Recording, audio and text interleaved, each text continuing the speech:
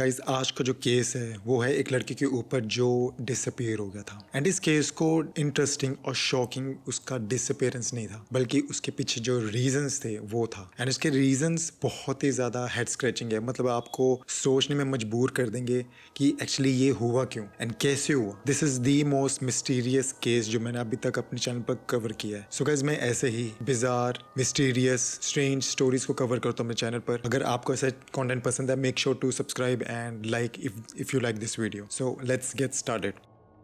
2007 की बात है। ये इंग्लैंड में एक जगह होती है जिसका नाम होता है डॉनकेस्टर। डॉनकेस्टर में एक छोटा सा टाउन होता है एंड ये बहुत ही ज़्यादा सिंपल ऑर्डिनरी टाउन होता है। यहाँ पे ज़्यादा कुछ कोई क्राइम रेट नहीं है, ज़्यादा कुछ वायलेंस नहीं है, बहुत ही शांत नेबरहुड है ये, बहुत ही शांत जगह है ये। सो इन्हीं फैमिलीज के बीच में एक फैमिली होती है एंड फैमिली में हस्बैंड वाइफ एंड उनका एक बेटा होता है। एंड इस फैमिली में बेटे का नाम होता है एंड्रू। एंड्रू 14 साल का होता है। आगे बढ़ने से पहले मैं आपको थोड़ा एंड्रू के बारे में थोड़ा पिक्चर दे देता हूँ कि वो था कैसा सा, क्योंकि काफ़ी ज़रूरी है आगे की स्टोरी को समझने के लिए। एंड्रू जैसे लोग, एंड्रू जैसे बच्चे आपने प्रोबेबली अपनी लाइफ में देखे होंगे, प्रोबेबली क्या पता आप ही हो ऐसे, and there is nothing wrong with that. So Andrew काफ़ी इंट्रोवर्टेड, काफ़ी शाय, रिजर्व्ड किस्म का लड़का था। स्कूल में लाइक मोस्टली अपने आप के साथ ही बैठता था, सॉलिट्यूड पसंद करता था ज़्यादा। कभी किसी से झगड़ा नहीं, कभी किसी से लड़ाई नहीं, कभी किसी बुरे लोगों के साथ, बुरे स्टूडेंट्स के साथ उठना बैठना नहीं। उसके पेरेंट्स जो थे वो दोनों एक स्पीच थेरेपिस्ट थे, बहुत ही ज़्यादा जेंटल थे, केयरिंग थे, काइंड थे, एम्पैथेटिक थे, अंडरस्टैंडिंग थे। उनमें जो एक क्वालिटी थी वो थी उनके कम्युनिकेटिव स्किल्स की। सो जो भी कुछ बात होती थी वो बहुत ईजिली अपने बच्चे के साथ, एक दूसरे के साथ कम्युनिकेट कर पाते थे। दोनों पेरेंट्स अपने बेटे एंड्रू को बहुत ही ज़्यादा प्यार करते थे। कभी एंड्रू में और उसके पेरेंट्स के बीच में कुछ इशू नहीं हुआ था, कभी कोई लड़ाई झगड़ा नहीं हुआ था। एंड्रू को टीचर्स बहुत पसंद करते थे बिकॉज वो एक गिफ्टेड लड़का था, वो एक स्ट्रेट ए स्टूडेंट था, वो एक जीनियस था। एंड्रू मैथ्स में काफ़ी ज़्यादा इंटेलिजेंट था एंड उसको ओवर द ईयर स्कूल में बहुत सारे प्राइजेस मिले थे मैथ्स के रिगार्डिंग, मैथ्स सब्जेक्ट के ऊपर। सो ओवरऑल बहुत ही ज़्यादा शांत, चुप रहने वाला, काइंड, रिजर्व्ड किस्म का लड़का था। जिस एंड्रू को वीडियो गेम्स भी खेलना काफ़ी पसंद था एंड उसको एक बैंड था जिसका नाम होता है Slipknot. Slipknot band उसको बहुत ज़्यादा पसंद था। स्लिप नॉट बैंड आगे स्टोरी में काम आएगा, there is a small section वहाँ पे काम आएगा, so keep that in mind. Andrew को कोई बुली भी नहीं करता था, ना वो किसी को बुली करता था। सो बहुत ही ज़्यादा नॉर्मल किस्म का लड़का था ये। सो आपको आइडिया हो ही गया होगा कि मैं किस तरीके के लड़के की बात कर रहा हूँ मैं। सो 13 सितंबर 2007 को थर्सडे रात को हस्बैंड वाइफ होते हैं, वो डाइनिंग टेबल सेट करते हैं। एंड्रू अपने रूम में होता है एंड एंड्रू को आवाज़ देते हैं उसके पेरेंट्स कि एंड्रू आ जाओ, खाना खा लो। एंड्रू आता है, टेबल पर बैठते अपने दोनों पेरेंट्स के साथ, थोड़ी बहुत बातचीत होती है अपने काम के रिगार्डिंग, स्कूल के रिगार्डिंग। डिनर करने के बाद एंड्रू अपने रूम में चले जाता है, थोड़ी बहुत वीडियो गेम खेलता है एंड टीवी देखता है एंड देन सो जाता है। सो कुछ नहीं हुआ एंड्रू के पेरेंट्स और उसके बीच में, कोई बात, कोई झगड़ा नहीं, कोई बहसबाजी नहीं। बट द नेक्स्ट डे सितंबर 14, 2007 को फ्राइडे मॉर्निंग की बात है। एंड्रू सुबह उठता है 7 बजे एंड यूनिफॉर्म वगैरह डालता है, स्कूल जाने के लिए तैयार होता है एंड यूनिफॉर्म डालता है एंड थोड़ा बहुत ब्रेकफास्ट करता है एंड जस्ट चले जाता है कुछ 8 बजे अपने घर से स्कूल की तरफ। स्कूल जाने के लिए उसको एक बस लेनी थी, सो बस स्टॉप जाने के लिए जा रहा होता है एंड अपने पेरेंट्स को बोलता है कि मैं जा रहा हूँ, सी यू लेटर। सो 8:05 पर वो अपने बस स्टॉप पे पहुँच जाता है एंड कुछ 10-15 मिनट के बाद बस स्टॉप के पास ही एक थोड़ी दूरी पे एक पार्क होता है एंड एंड्रू का एक दोस्त उस पार्क से निकल रहा होता है एंड देखता है कि एंड्रू उस पार्क में बैठा हुआ है। वो एंड्रू को देखता है, एंड्रू उसको देखता है, एंड्रू को दूर से वेव करता है एंड वो लड़का अपना चलता बनता है एंड एंड्रू अपने पार्क में अकेला बैठा हुआ था। सुबह कुछ 8:20, 8:15 के आसपास। वो बस में नहीं बैठता। कुछ देर बैठने के बाद उस पार्क में एंड्रू वापस अपने घर चला जाता है। इस पॉइंट पे उसके पेरेंट्स चले जाते हैं काम के लिए, सो वो घर पे अकेला होता है। उसके पास घर की चाबी होती है एक्स्ट्रा। सो घर जाता है, घर का दरवाज़ा अनलॉक करता है, अपने रूम में जाता है एंड अपनी यूनिफॉर्म उतार देता है एंड यूनिफॉर्म उतार के प्रॉपरली उसको फोल्ड करके बेड पे रख देता है एंड दूसरे कपड़े डाल देता है। सो ये डालता है एक टी-शर्ट जिसके ऊपर इसका जो फेवरेट बैंड होता है स्लिप नॉट, उसका एक सिंबल बना होता है एंड नीचे एक ब्लैक कलर के ट्राउजर्स होते हैं, जीन्स होती है एंड स्पोर्ट्स शूज़ होते हैं वाइट कलर के। एंड देन ये एक छोटा सा एक मैसेंजर बैग होता है जो हम लोग ऐसे डालते हैं, वो डाल लेता है अपने बैग के एक पॉकेट में, वो डालते हैं अपने डेबिट कार्ड में अपना PSP डाल देता है। एंड यहाँ पर कुछ इंटरेस्टिंग होता है, जबकि वो PSP ले रहा था उसने PSP का चार्जर नहीं लिया। अब आगे जाके ये छोटी सी चीज़ काफ़ी ज़्यादा क्वेश्चन खड़े कर देती है। एंड अपने डेबिट कार्ड लेके PSP लेके वो जस्ट चला जाता है। घर से थोड़ी दूरी पे एक ATM मशीन होती है, वहाँ पे जाता है एंड अपना कार्ड इंसर्ट करता है एंड उसके अकाउंट में 214 पाउंड्स होते हैं। एंड उस 214 पाउंड में से एंड्रू 200 पाउंड्स निकाल लेता है। घर पर अपना घर की चाबी छोड़ देता है, अपनी ID छोड़ देता है एंड अपना PSP का चार्जर छोड़ देता है। पैसे निकालने के बाद एंड्रू डिसाइड करता है रेलवे स्टेशन जाने को। डॉनकेस्टर का एक रेलवे स्टेशन होता है कुछ 10-15 मिनट की दूरी पर। एंड जैसे ही वो रेलवे स्टेशन एंटर करता है, उसके राइट साइड पे टिकट काउंटर होता है। एंड टिकट काउंटर के पास जाता है, वहाँ पे जो क्लर्क होते हैं उनसे पूछता है कि मेरे को लंदन की टिकट चाहिए। सो क्लर्क उनसे पूछते हैं कि अगर तू एक पाउंड एक्स्ट्रा दे देगा तो तू आ जा सकता है, लाइक 2 वे टिकट मिल जाएगी।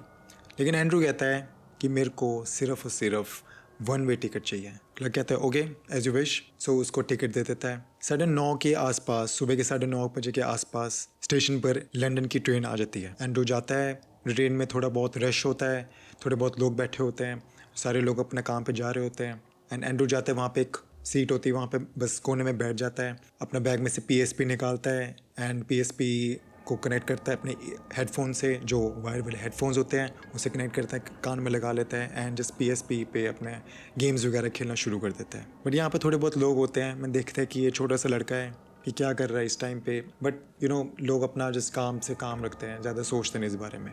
कुछ 2 घंटे के बाद, कुछ 11:30 के बजे के आसपास सुबह के, ट्रेन फाइनली लंदन पहुँचती है किंग क्रॉस स्टेशन पर। एंड जैसे यहाँ पे पहुँचती है, ये स्टेशन भरा हुआ है लोगों से। It was packed. लोग काम की तरफ जा रहे हैं, काफ़ी टूरिस्ट आए हुए हैं, वो इधर उधर घूम रहे हैं। So it was packed. 11:30 बजे एंड्रू की जो ट्रेन होती है वो स्टेशन पे पहुंचती है। 11:35 पे वो ट्रेन से उतरता है एंड इस क्राउडेड जगह से, इस क्राउडेड स्टेशन से एंड्रू निकलता है। एंड CCTV कैमरा पे this was the last time Andrew को देखा गया था। एंड्रू इतनी भीड़ भरे इलाके से, इतने रश में से, इतना क्राउड में से बस निकल रहा है। उसने चश्मा लगाया हुआ है, अपने फेवरेट बैंड की टी-शर्ट डाली हुई है, नीचे ब्लैक कलर के ट्राउजर्स एंड स्पोर्ट्स शूज़ डाले हुए हैं। And this was the last time उसको देखा गया था। It's been 20 years almost. अभी तक कोई आइडिया नहीं है कि वो कहाँ है, कैसा है, किस हालत में है। उसके बैंक अकाउंट से कोई मूवमेंट नहीं होती, इतने सालों के बाद भी किसी तरह का कॉन्टैक्ट कुछ नहीं होता। एक सुबह के टाइम पे एक 14 साल का लड़का अपने घर से निकलता है, ट्रेन की टिकट पकड़ता है एंड दूसरे शहर चला जाता है एंड उसके बाद जिस गायब हो जाता है। अब यहाँ पे बहुत सारे क्वेश्चंस आते हैं and I am pretty sure आपको भी आ रहे होंगे कि ऐसे क्यों किया, क्या रीज़न था, क्या उसकी मजबूरी थी या फिर वो अपने मर्ज़ी से गया था। सो ओवर द ईयर्स इस केस को लेके, इस डिसअपीयरेंस को लेके, इस मिस्ट्री को लेके काफ़ी सारी थ्योरीज निकली है ओवर द ईयर्स जो लोगों ने इजाद करी है। सो पहली थ्योरी होती है द रनअवे थ्योरी। इस थ्योरी को काफ़ी लोगों ने सपोर्ट किया एंड काफ़ी लोग इस थ्योरी को मानते हैं। इस थ्योरी में बताया गया कि एंड्रू ने अपने अकाउंट में से पैसे निकाले एंड उस पैसों से टिकट लिया, 1 वे टिकट लिया एंड दूसरे शहर चला गया, maybe to start a new life. Because Andrew जो कि एक गिफ्टेड चाइल्ड था, वो बॉर्न गिफ्टेड था टू बी इंटेलिजेंट, वो जीनियस था। मे बी उसके ऊपर काफ़ी ज़्यादा प्रेशर हो, उसके ऊपर एक्सपेक्टेशंस हो, उसको क्या पता डर हो कि क्या पता आगे जाके बड़े हो के वो जो एक्सपेक्टेशंस है अपने पेरेंट्स से, अपने फैमिली से, अपने दोस्तों से, अपने PS से, अपने टीचर्स से, क्या पता आगे जाके बड़े हो के वो एक्सपेक्टेशंस ना फुलफ़िल कर पाए। सो इस एक्सपेक्टेशन से दूर भागने के लिए उसने सब कुछ छोड़ दिया। सो लेट्स से मान लेते हैं कि उसने एक नई लाइफ शुरू करनी थी, उसने सब कुछ छोड़ दिया एंड लंदन में जाके उसने एक नई लाइफ शुरू करनी थी। बट वो अपनी ID, अपने घर की चाबी, PSP का चार्जर, ये सब कुछ छोड़ गया है। यूजुअली लोग ये सारी चीज़ें लेते हैं। अगर मैं भी किसी नई जगह जाऊंगा अपनी नई लाइफ शुरू करने, एक फ्रेश स्टार्ट करने, सो मैं ये सारी चीज़ें लूँगा, मैं ये सारी चीज़ें अपने साथ लेके जाऊंगा। बट वो लेके नहीं गया and on top of that it's been almost 19 years now. उसने कभी भी अपने मदर या फादर से कॉन्टैक्ट नहीं किया, अपने किसी फ्रेंड से कॉन्टैक्ट नहीं किया, अपने बैंक अकाउंट से भी कुछ मूवमेंट नहीं हुई, नथिंग। लोग कहीं नई जगह जाते हैं, एक नई लाइफ शुरू करते हैं, एक नई लाइफ बिल्ड करते हैं, कुछ ना कुछ ट्रेस छोड़ जाते हैं, कुछ ना कुछ लेट्स से डिजिटल फुटप्रिंट छोड़ जाते हैं। लाइक कहीं आपको किसी सोशल मीडिया पे अकाउंट मिल जाता है, कुछ जॉब एप्लीकेशन के थ्रू कहीं पता चल जाता है, बट नथिंग। नेक्स्ट स्टोरी आती है कि उसको कुछ हो ना गया हो, क्या पता उसको कुछ किसी लोगों ने किसी ने पकड़ लिया हो, उसको कुछ हार्म कर दिया हो, बट नथिंग। उसके डिसअपीयरेंस से 14 साल तक कोई सस्पेक्ट को लीड नहीं मिलती, ना फैमिली को ना पुलिस वालों को। 2011 में फैमिली ने एक प्राइवेट सोनार रिसर्च टीम को ना हायर किया, उनको अप्रोच किया। उन्होंने बोला कि लंदन में जो नदियां हैं वहाँ पर सोनार के जो कैमरा है वहाँ पे उस नदी में यूज़ करो टू फाइंड कि कोई डेड बॉडी तो नहीं है उस नदियों में। क्या पता उनका जो बेटा है एंड्रू, क्या पता उनको वहाँ पे मिल जाए। पेरेंट्स के लिए ये काफ़ी डिस्टर्बिंग पार्ट है कि उनका बेटे को कुछ हो ना गया हो, उनका बेटा इस दुनिया से चला ना गया हो। बट से ये थ्योरी मान लेते कि ये थ्योरी ट्रू है, एटलीस्ट उनको उनका बेटा तो मिल गया।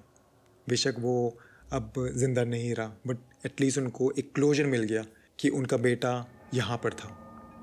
बट उस सोनार रिसर्च से भी कुछ नहीं मिलता पेरेंट्स को। पुलिस एंड्रू के जितने भी डेंटल रिकॉर्ड्स होते हैं, फिंगरप्रिंट्स होते हैं, वो चश्मा डालता था तो आई ग्लास प्रिस्क्रिप्शंस जो वो लेता था वो हर एक पुलिस स्टेशन, हर एक हॉस्पिटल में फैला दी गई थी, बट कोई कहीं मैच नहीं मिलता। 2021 में एक थोड़ा सा एक टर्न आता है इस केस में। एंड्रू के डिसअपीयरेंस के कुछ 14 साल के बाद डॉनकेस्टर की जो पुलिस होती है वो 2 बंदों को अरेस्ट करती है। ये बंदे सस्पिशियस थे under kidnapping and human trafficking के। बाद में पता लगता है कि एंड्रू के डिसअपीयरेंस से इनका डायरेक्ट कॉन्टैक्ट है। सो पुलिस इन दोनों आदमियों को अरेस्ट कर लेती है। इनके फ़ोन, इनके कंप्यूटर, डिजिटल डिवाइसेस, सब कुछ इनका पुलिस ले लेती है। इनको क्वेश्चन करा जाता है, इन पे केस चलते हैं, ट्रायल चलते हैं। 2 साल के बाद इन दोनों आदमियों को छोड़ दिया जाता है बिकॉज इन्होंने कुछ नहीं किया था। ये दोनों आदमी बिल्कुल क्लियर थे। सो यहाँ पे भी कोई लीड नहीं मिलती। अब यहाँ पे सोच के देखिए कि एंड्रू के जो पेरेंट्स थे उनको कुछ लीड मिली थी, कोई उम्मीद मिली थी कि अब फाइनली अब आंसर मिल जाएगा after 14 years, but nothing. Andrew जब गायब हुआ था तो ये स्टोरी प्रीटी मच हर जगह फैल गई थी पूरे इंग्लैंड में। सो हर जगह डिस्क्रिप्शन थी, एक 14 साल का लड़का है, वो चश्मा डालता है, ऐसे दिखता है, वैसे दिखता है, इस तरह की हाइट है उसकी। एंड डिसअपीयरेंस के पहले साल में ही पुलिस वालों को काफ़ी ज़्यादा रिपोर्ट्स आने लग पड़ी थी लोगों से कि उन्होंने एक लड़का देखा है जो कि एंड्रू की तरह ही है। ये लड़का पिज़्ज़ा हट में देखा गया है, ये लड़का किसी बर्गर की रेस्टोरेंट में देखा गया है। एंड पुलिस को ये सारे जो लीड्स मिल रही थी, पुलिस ने कोई एक्शन नहीं लिया था। अकॉर्डिंग टू रिसर्च पुलिस को पहले साल में ही ऑलमोस्ट 100 रिपोर्ट्स मिली थी रैंडम लोगों से कि उन्होंने एंड्रू को देखा था। 2018 में बहुत ही ज़्यादा स्ट्रेंज चीज़ होती है। एक ऑनलाइन फॉर्म में ना एक लड़का जिसका यूज़र नेम होता है एंडी रो, इसने मेंशन किया था इस फॉर्म में कि वो जब 14 साल का था वो अपने घर से भाग गया था एंड उसके पास सिर्फ 200 पाउंड्स थे। ये बहुत ही ज़्यादा ईयरली स्पेसिफिक था। एंड पुलिस इस यूज़र नेम को, ये जो यूज़र था इसको ढूंढने लग पड़ी थी, इसको आइडेंटिफाई करने लग पड़ी थी, बट पुलिस के हाथ कुछ नहीं लगता, नथिंग। एंड्रू के जो पेरेंट्स थे वो हर कुछ साल के बाद एंड्रू की एक एज्ड प्रोसेस फ़ोटो निकालते कि जब एंड्रू बड़ा हो गया, वो मैच्योर हो गया, उसका जो मैच्योर फेस है उसकी पिक्चर्स निकलवाते हैं। सो पहली पिक्चर्स आई थी 2009 में जब वो 16 साल का था, एंड देन उसकी अगली पिक्चर निकलवाई गई थी 2017 में। उसके बाद उसकी जो नेक्स्ट पिक्चर निकाली गई थी 2020 में थी। इस पॉइंट पे एंड्रू ऑलमोस्ट 30 को हो गया था। उसके बाद 2025 में लाइक लास्ट ईयर ही उसकी पिक्चर निकलवाई गई थी। This was his 18th anniversary. ये पिक्चर एज्ड प्रोसेस पिक्चर थी, हर जगह पुलिस स्टेशन में फैला दी गई थी कि कहीं ना कहीं एंड्रू मिलेगा, एंड जब मिलेगा वो ऐसे दिखेगा। So guys it's been almost, and अभी तक एंड्रू का कोई अता पता नहीं है। मेरे दिमाग में भी काफ़ी सारे क्वेश्चंस हैं कि क्या रीज़न रहा होगा, क्या वजह रही होगी कि वो जस्ट ऐसे गायब हो गया।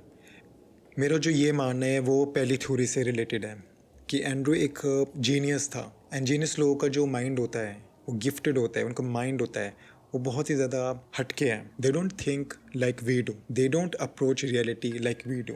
सो उसके दिमाग में कुछ ना कुछ रहा होगा कि उसको जस्ट अपने घर से बस चला जाना है कहीं दूर, एंड दोबारा मुड़ के देखना नहीं है। सो गाइज ये थी एंड्रू की disappearance, one of the most mysterious disappearance जो मैंने अभी तक अपने चैनल पे कवर करी थी। अगर आपको भी ऐसी स्ट्रेंज स्टोरीज पसंद है, बिजार स्ट्रेंज मिस्टीरियस स्टोरीज पसंद है, make sure to subscribe and make sure to like this video. Until then, take care and stay safe.